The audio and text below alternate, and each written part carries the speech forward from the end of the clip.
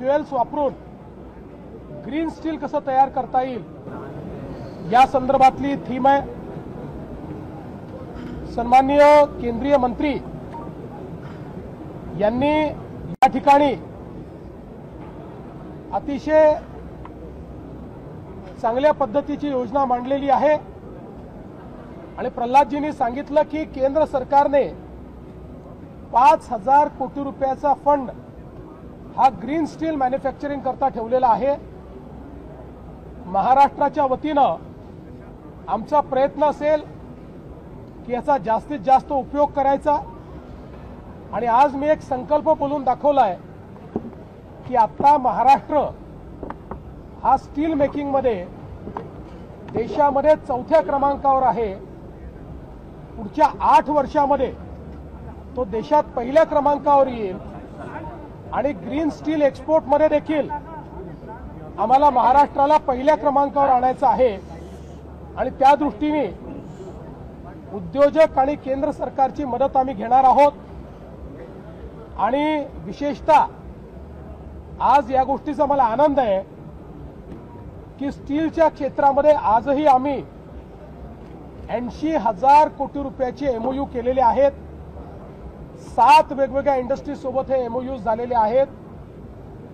हे विदर्भ, मराठवाडा आणि कोकण या 3 भागांमध्ये हे एमओयू झालेले आहेत आणि यामुळे स्टील सेक्टरला महाराष्ट्रामध्ये एक नवीन उभारी येईल हा मला विश्वास आहे। सर, गडचिरोली विशेष लक्ष दिलेलं आहे। भविष्यात गडचिरोली हे नवीन स्टील हब निश्चितपणे ज्या प्रकारची गडचिरोलीमध्ये इन्व्हेस्टमेंट येते, गडचिरोली हे एक नवीन स्टील हब म्हणून या ठिकाणी विकसित होत आहे आणि गडचिरोली सोबतच गडचिरोली असेल, चंद्रपूर असेल, वर्धा असेल, नागपूर असेल, भंडारा असेल असा जो लगतचा भाग आहे या भागामध्येही आज मोठ्या प्रमाणात ही इंडस्ट्री येते।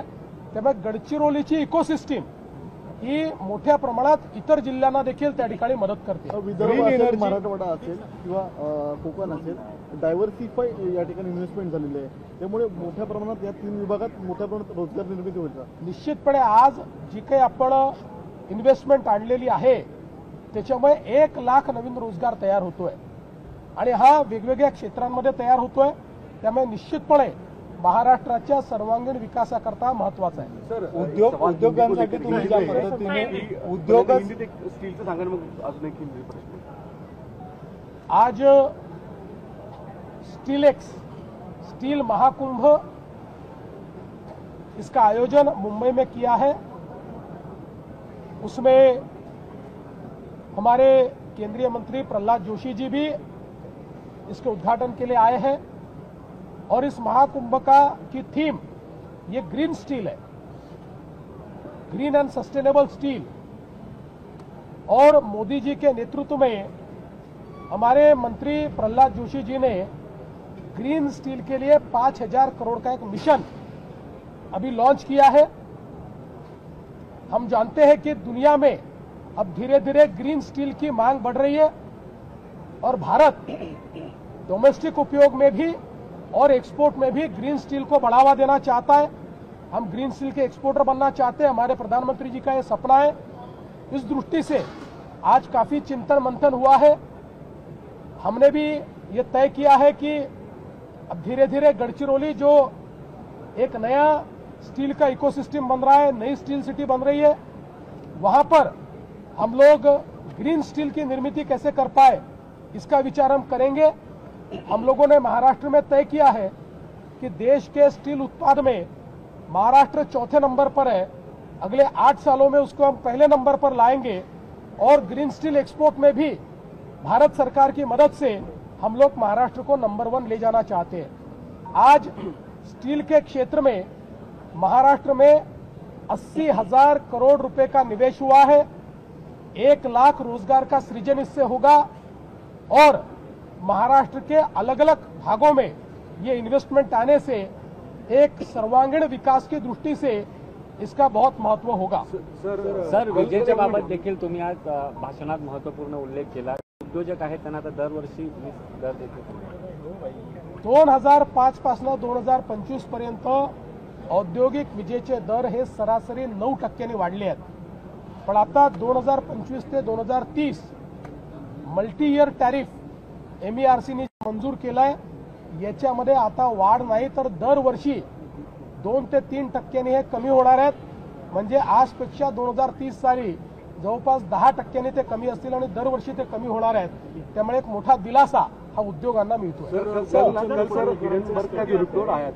पवारांच्या स्टेटमेंटमुळे आता वाद निर्माण होतोय. खरं तर अशी देखील बातमी समोर आली की शरद पवारांनी पण तुम्हाला फोन केला होता. नेमकं असं आहे की गोपीचंद पडळकरांनी जे स्टेटमेंट केलं ते योग्य आहे असं माझं मत नाही. कोणाच्याही वडिलांबद्दल किंवा परिवाराबद्दल स्टेटमेंट करणं हे योग्य नाही आहे. या संदर्भात गोपीचंद पडळकर यांच्याशी मी बोललेलो आहे, त्यांनाही मी सांगितलेलं आहे. आणि मला शरद पवारांचा फोन आला होता, तेही या संदर्भात माझ्याशी बोलले. मी त्यांनाही सांगितलं की अशा प्रकारचं जे स्टेटमेंट आहे त्याचं आम्ही कधीच समर्थन करणार नाही. गोपीचंद पडळकर हे एक तरुण नेते आहेत, अतिशय ॲग्रेसिव्ह नेते आहेत आणि अनेक वेळा ॲग्रेशन दाखवत असताना आपल्या बोलण्याचा नेमका काय अर्थ निघेल हे ते लक्षात घेत नाहीत.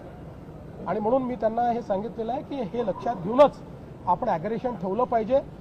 तुम्हाला भविष्यात चांगला नेता म्हणून मोठी संधी आहे, त्याच्यामुळे तुम्ही आपण बोलत असताना त्याचे काय अर्थ निघतील अशा प्रकारचा विचार केला पाहिजे, हा सल्ला मी त्यांना दिला आहे. गोल्डन डेटा लाडक्या बहिणीसाठी काही काढलेला आहे राज्य सरकारच्या, ते नेमकं कशा पद्धतीने हा गोल्डन डेटा? गोल्डन डेटा जो काढलेला आहे त्याच्यावर अजून काम चाललेलं आहे. ते काम पूर्ण झाल्याशिवाय मी सांगणार नाही. राहुल गांधी लगातार